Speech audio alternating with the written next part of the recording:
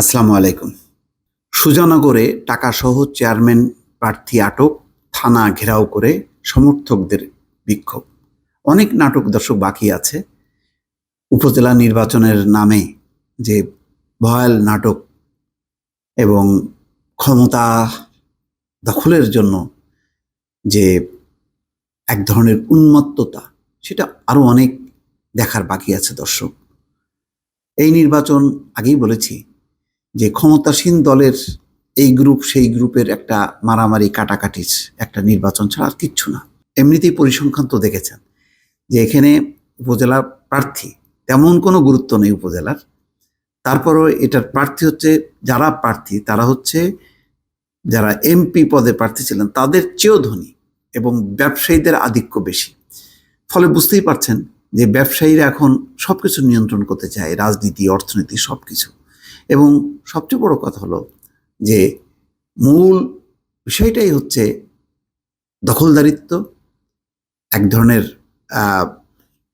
প্রভুত্ব কায়েম করা। এইটার বাইরে মানুষের সেবা করার কোনো মানসিকতা কতটা জায়গায় আছে, কত ভাগ আছে, এটাও একটা গবেষণা করার বিষয়। যাই হোক, খবরটা দেখেন, পাবনার সেই সুজানগর, এর আগেও প্রার্থীদের মধ্যে মারামারি কাটাকাটি হয়েছে, দুজন গুলিবিদ্ধ হয়েছে, সেখানেই থেমে থাকেনি। তারপরও আজকে এই ঘটনা ঘটল। খবরে বলা হচ্ছে পাবনার সুজানগর উপজেলা পরিষদ নির্বাচনে ভোটারদের অনৈতিক সুবিধা দেওয়ার অভিযোগে চেয়ারম্যান প্রার্থী ও উপজেলা আওয়ামী লীগের সাধারণ সম্পাদক মোহাম্মদ শাহিনুজ্জামান সহ 11 জনকে আটক করেছে পুলিশ। এ সময় তাদের কাছ থেকে প্রায় 23 লাখ টাকা জব্দ করা হয়েছে। টাকা কোনো এখন ব্যাপারই না। সোমবার দিবাগত রাত 12:30টার দিকে উপজেলার চর ভবানীপুর গ্রাম থেকে তাদের আটক করা হয়। পরে রাত 3টার দিকে র্যাব সংবাদ সম্মেলন করে বিষয়টি জানায়। এই সবগুলোতে র্যাব কেন ঢুকছে আমি বুঝলাম না, পুলিশ কোথায়? এদিকে ওই ঘটনার খবর পেয়ে চেয়ারম্যান প্রার্থী শাহিনুজ্জামানের সমর্থকরা রাত 1টার দিকে সুজানগর থানা ঘেরাও করে বিক্ষোভ শুরু করেন।